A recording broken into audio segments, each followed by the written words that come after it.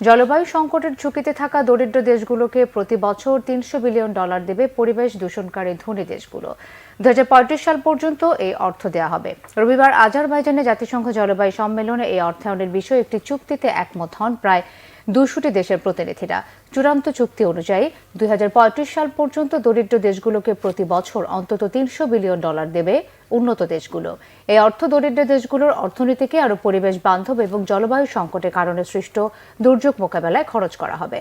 বর্তমানে এই তহবিলে প্রতি বছর $100 বিলিয়ন জমা দিচ্ছে ধনী দেশগুলো। জলবায়ু চুক্তিকে স্বাগত জানিয়েছেন সম্মেলনে ইউরোপীয় ইউনিয়নের প্রতিনিধি ওপকে হোয়েকাস্ট্রা। এর আগে শনিবার COP29 আসরে প্রয়োজনীয় অর্থ বরাদ্দ না দেওয়ার অভিযোগ এনে সম্মেলন বর্জনের ঘোষণা দেয় ক্ষতিগ্রস্ত দেশগুলো। পরে দীর্ঘ আলোচনার পর চুক্তিতে একমত হয় কপের সদস্য দেশগুলো।